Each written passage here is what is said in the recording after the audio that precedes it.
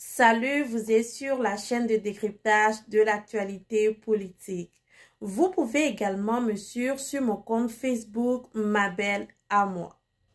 Certaines de mes vidéos sur mon compte Facebook parlent de l'énergie renouvelable, qui est très important parce que si nous voulons conserver cette belle terre pour laquelle nous nous battons, il faut commencer pas s'éloigner de ces énergies qui polluent, de ces industries qui polluent nos eaux, nos forêts, nos vies et qui créent des maladies qui n'existaient pas il y a des années pour se tourner vers des énergies plus propres. Pour parler des énergies renouvelables, je n'irai pas demander à un président de la République de le faire. Je demanderai aux experts de nous parler de l'importance de l'énergie renouvelable. Il y a une énergie renouvelable que moi, j'ai une préférence pour, c'est l'énergie solaire parce qu'elle est là à volonté, elle est propre et elle est gratuite. S'il y a un homme qui s'est vraiment débrouillé pour développer l'énergie renouvelable solaire, et qui en a créé une société qui emploie des milliers de gens, c'est Elon Musk. J'ai parlé de lui quand je parlais du Bitcoin. Il est revenu quand nous parlons de l'exploitation de certains minéraux en RDC qui sont utilisés dans la composition des batteries, des voitures électriques. Et aujourd'hui, je parle de lui dans la consommation, la transformation des panneaux solaires et l'utilisation de l'énergie solaire. Il est allé en Italie où il a donné une interview. Et quand on nous dit souvent que trouver pour réussir, c'est difficile quand on a des enfants, Elon Musk nous montre que tu peux avoir beaucoup d'enfants, même plus de 5 enfants, être intelligent, avoir des compagnies qui réussissent et être un innovateur. Il le montre très bien parce qu'il a des compagnies qui emploient des milliers de gens. Il a des enfants et ça ne l'empêche pas de continuer à travailler pour l'innovation de la planète. Contrairement à ce que l'ancien président français Nicolas Sarkozy nous disait en disant que oh, c'est parce que au Niger, les femmes ont plus de 5 enfants qui sont dans la pauvreté. C'est parce que oh, nous faisons beaucoup d'enfants en Afrique, c'est pour ça que nous sommes dans la pauvreté. Chaque fois qu'il nous dit ça, il faut lui dire non. Il y a des hommes qui ont eu plus de 5 enfants et qui ont bien reçu leur vie et qui sont aussi pro-birth. Ils sont pro-enfants parce qu'ils se disent il faut renouveler la génération suivante. Ce qui est vrai. Si nos sociétés ont des problèmes de retraite, oui, parce que quand il y a eu les problèmes de retraite en France, beaucoup ont regardé ça et on se sont enjoyés en parlant de ça, mais ça va arriver dans nos sociétés aussi.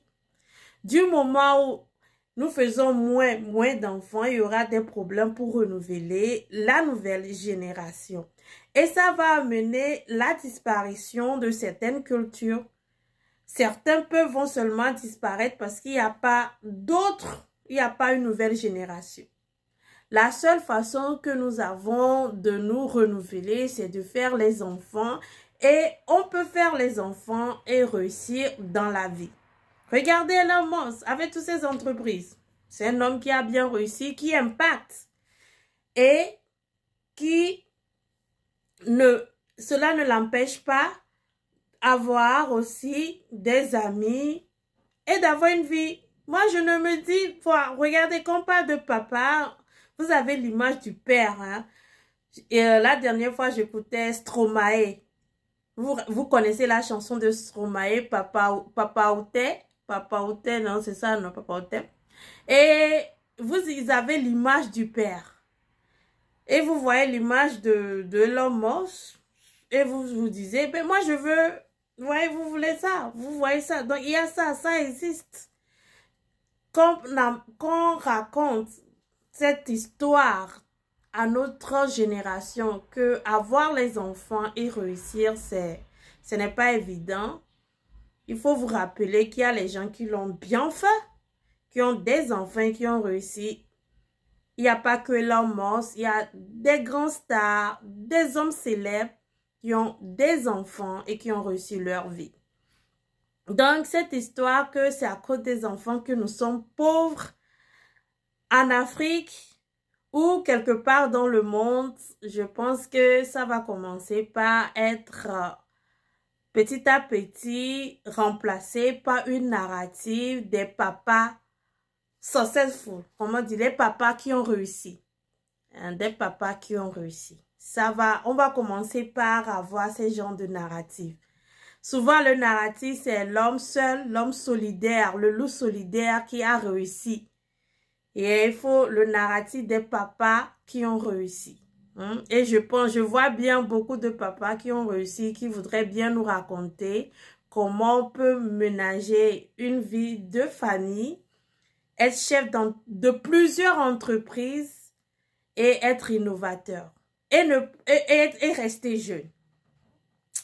À cette interview qu'il a donnée en Italie, il n'a pas que parlé de ses entreprises, de fait qu'il est pro-bœuf, il a aussi parlé de l'immigration.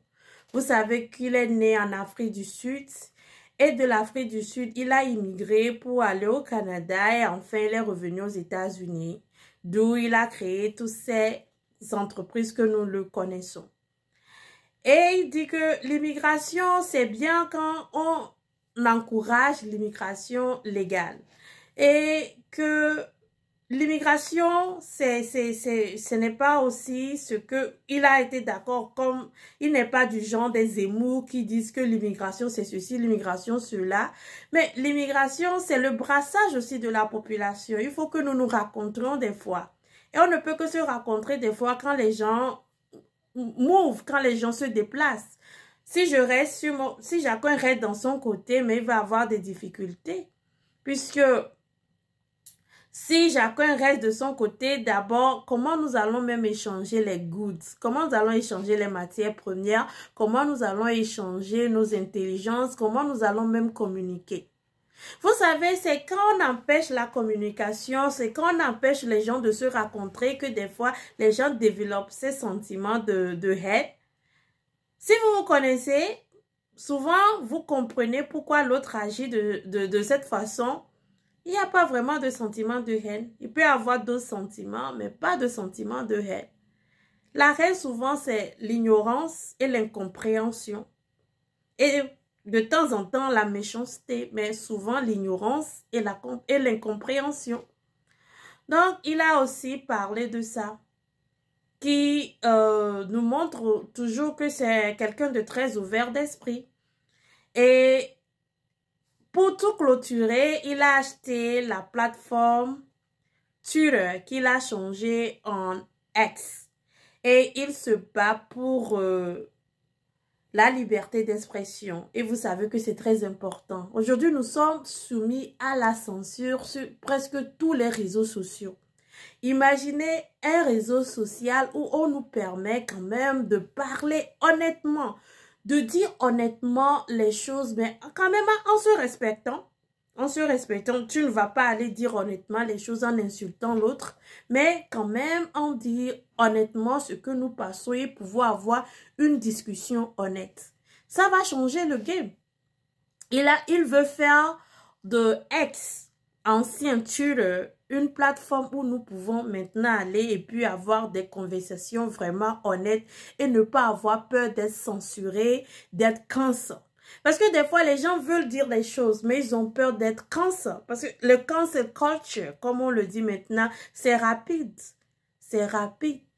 Mais il dit non, moi je veux faire autrement. Et c'est ça l'innovation, parce que plus les gens censurent, plus les gens vont se tourner vers des plateformes qui permettent la liberté d'expression. Et la liberté d'expression devient une denrée très rare. C'est devenu une denrée rare, puisque tout le monde veut censurer. On se dit aujourd'hui, la mode, c'est la censure. Hein, la mode, c'est le mot C. Censure cancel. Censure cancel. Tout. Censure cancel. Et ça n'arrange rien. Parce que ça crée plus de frustration. Ça ne te permet pas de t'exprimer librement. Parce qu'il y a des gens qui ont des difficultés à s'exprimer. Il y a des gens qui ont des difficultés à s'exprimer. Il y a des conditions normales qui t'empêchent de parler librement. Il y a des gens qui t'attendent. Et puis, il y a des gens qui ont des difficultés seulement à s'exprimer. Et la censure rend ces gens frustrés parce que quand tu n'arrives pas à trouver tes mots et tu utilises un mot, moi je pense que si la personne utilise un mot, on lui dit seulement ce n'est pas le mot. Il fallait le dire ainsi. Mais nous vivons dans un monde où tu dis ça, mais on ne te donne pas. C'est très peu de gens te donnent l'opportunité de t'expliquer. La plupart veulent te cancel parce que tout se passe sur les réseaux sociaux. On ne se connaît pas, il n'y a pas la communication. C'est pour ça que je dis, c'est quelqu'un qui a la vision. Bientôt, la liberté d'expression sera tellement chère que s'il met X, plateforme payante, les gens vont payer pour être sur X parce que les gens se disent, si je suis sur X, je peux m'exprimer, me faire comprendre, on peut me donner une deuxième, une troisième, une quatrième chance. C'est ça. C'est ça aussi son idée pour le futur. Et ça, on ne peut que l'encourager. Vraiment, il n'a pas besoin qu'on lui écrive une lettre d'encouragement. Il a déjà fait tellement de grandes choses. Des roquettes. SpaceX, vous connaissez SpaceX. Donc, il n'a pas besoin que nous lui écrivions une lettre d'encouragement. Il sait qu'il est bon. Ouais, ça c'est, on doit faire ça quoi. Vidéo sur les papas comme ça, les papas bons, les papas qui sont gagnants, winning. Il y a des papas qui s'affichent comme ça, mais tu ne peux pas, tu vois, la censure. Je voulais dire son nom, mais vous savez là. Il y a des papas qui s'affichent avec leurs enfants partout, hein, dans les dîners d'affaires et tout ça. Ouais, il faut que on nous montre aussi de ces images des parents qui gagnent. Des parents qui gagnent. Et de l'Italie, il a toujours été quelqu'un qui s'exprime, qui dit ce qu'il pense et il fait des grandes choses. Seulement, il y a ce côté de Bitcoin que je n'ai jamais été d'accord avec lui sur les réseaux sociaux, quand j'étais sur Facebook. C'est le fait que lui, il a des grandes entreprises, donc c'est un homme qui a des moyens financiers énormes. Il peut acheter autant de Bitcoin qu'il veut. Ça fait que les prix du Bitcoin montent et ça fait que les gens qui n'ont pas assez de moyens, on pense qu'en investissant dans le Bitcoin, c'est une façon très facile de se faire de l'argent. Et quand ces gens-là retirent leur argent du Bitcoin pour des raisons X et ça fait tomber la valeur du Bitcoin et c'est souvent les petits portefeuilles du Bitcoin qui perdent de l'argent. C'est une chose avec ça que je n'ai pas été vraiment d'accord avec lui il y a quelques années. Et je me suis dit qu'il ne devait pas acheter autant de crypto-monnaies et en parler librement, ça suscite l'engouement chez les gens. Et après, quand les coûts s'effondrent, c'est les petits portefeuilles qui perdent plus que les grands portefeuilles parce que ils ont des entreprises, ils peuvent tomber. Comme on dit, eux, ils peuvent tomber, mais ils peuvent se relever que certaines personnes qui investissent dans la crypto-monnaie. Donc, vous connaissez toujours ma position quand il s'agit de la crypto. Vous savez que j'ai toujours dit, s'il n'y a pas un outil pour protéger les populations, certains pays ont déjà commencé par mettre ces outils en place pour protéger les populations de ces gens qui leur font miroiter une richesse facile. Une façon de s'enrichir très facilement. Il y a des lois maintenant. On ne peut que apprécier ces lois. et demander qu'il y a plus d'efforts qui soient faits pour que ça soit publié, parce que les gens ne savent pas. Les gens continuent des fois à investir comme ça dans ces cryptos sans savoir que c'est de la spéculation. Vous voyez? C'est tout ce que lui et moi n'a jamais vraiment été d'accord. Et j'ai fait des écrits dessus, j'ai fait des vidéos dessus. Je ne dis pas qu'il ne doit pas investir dans le Bitcoin, mais seulement qu'il y a des lois qui protègent les petits portefeuilles, qui rentrent dans ces grandes spéculations, que ces gens sachent que ceux-là, les Elon Musk, c'est des gens qui ont des entreprises, des grandes entreprises derrière eux comme Tesla. Donc, si c'est des gens qui peuvent tomber, se relever quand même très rapidement sur leurs deux pieds. Donc, de ça, nous allons parler de la guerre entre Israël et le Hamas.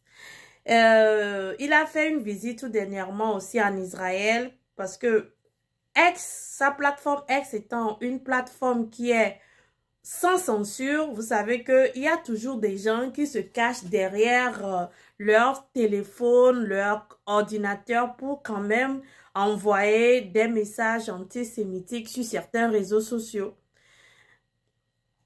Vous devez comprendre que on ne peut pas ne pas comprendre que tout ce qui est antisémitique doit être combattu très fortement. Très, très, très fortement.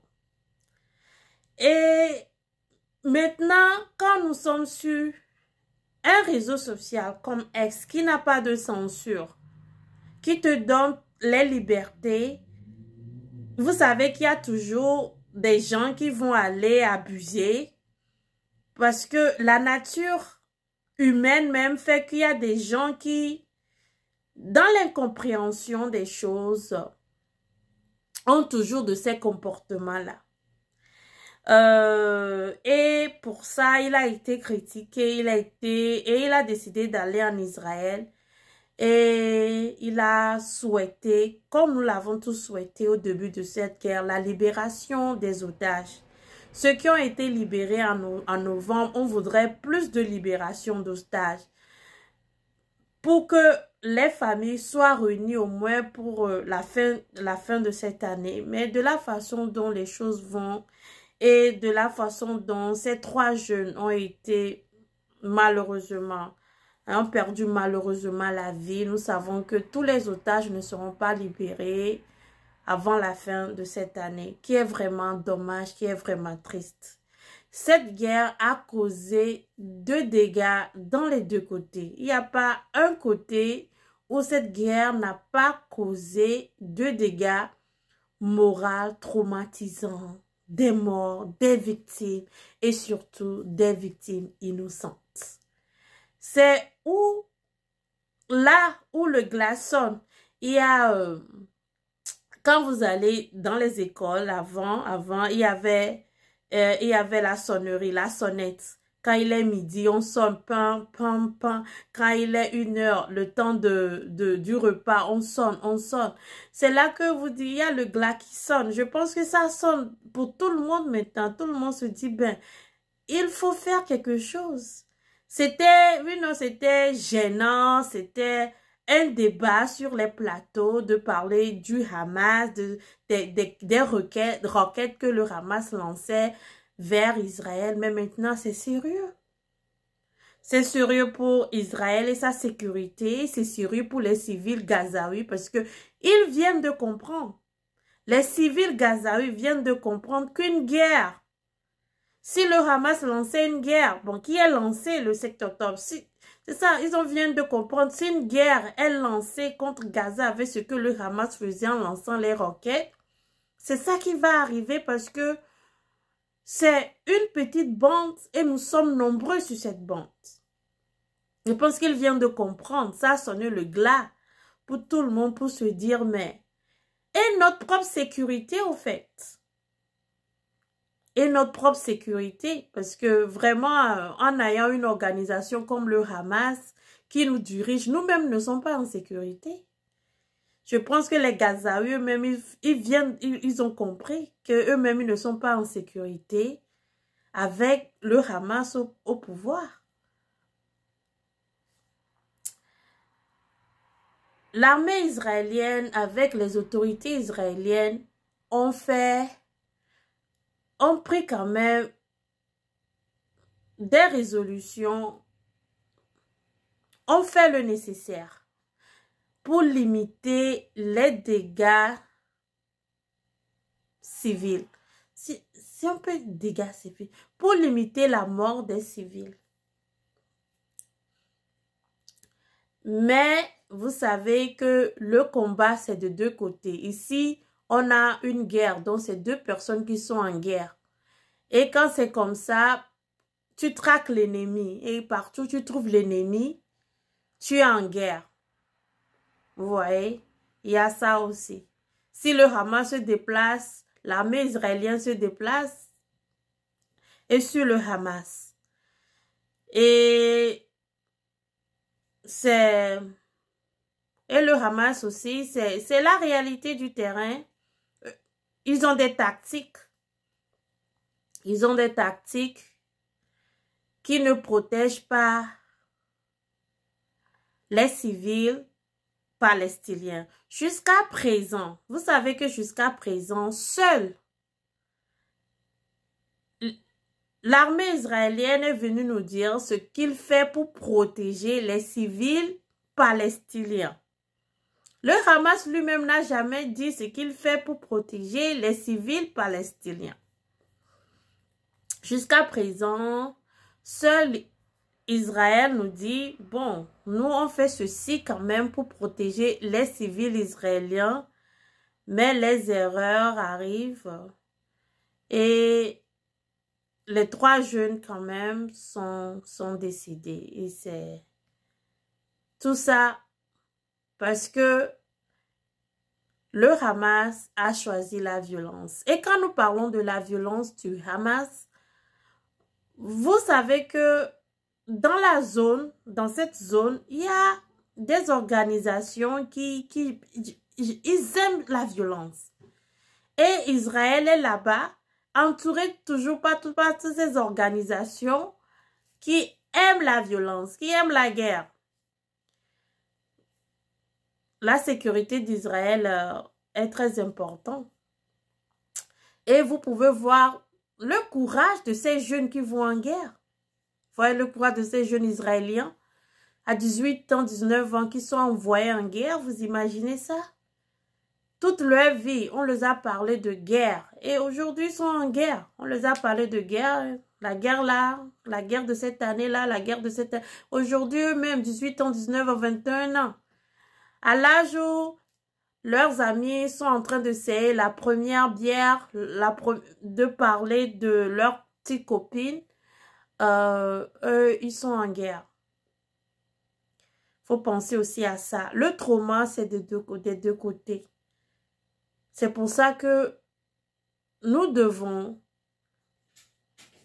éliminer toute organisation terroriste pour protéger les jeunes, les enfants de ces traumas. Parce que, comme on l'a dit, ça c'est la nouvelle génération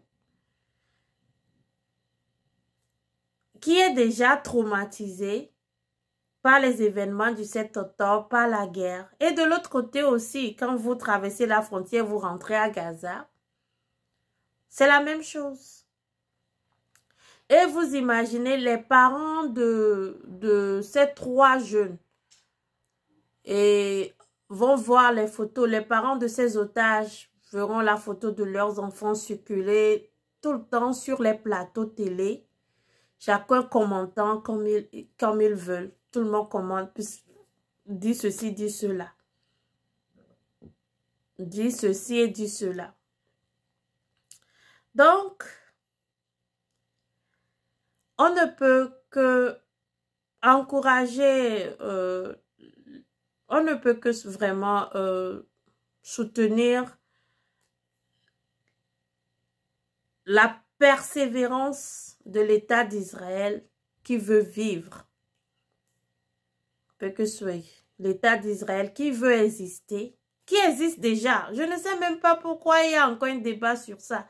Qui existe déjà et qui se bat pour sa survie. Et pour les Gazaouis, on souhaite meilleurs dirigeants, des vrais dirigeants qui ont une vision à long terme, que des dirigeants qui ont des petites visions. Pour continuer sur les dirigeants qui ont des petites visions, on va au Burkina Faso où le premier ministre burkinabé, vous le connaissez, il aime faire des sorties incendiaires. Mais lui fait de bonnes sorties incendiaires. Pas comme Bazoum. Bazoum, lui, c'était terrible. Oh, Bazouzou. On dit que la CEDEAO veut que Bazoum soit libéré pour qu'on leur retourne leur Bazoum. Ah, si j'étais les Nigérians, vous savez, les Nigérians sont en train de passer par une étape très importante de leur liberté. Ils ont été souvent pas compris. Vous imaginez, Sarkozy va au Niger pour déclarer que parce que les femmes nigériennes font 5 enfants, c'est pour ça que le pays là est pauvre. Alors que le Niger n'est pas pauvre. Le Niger est riche en minerais. S'ils avaient seulement de bons dirigeants, hein, si le Niger aussi avait de bons dirigeants, ce serait le Qatar, le Dubaï de l'Afrique. Ouais, ce serait le Dubaï de l'Afrique.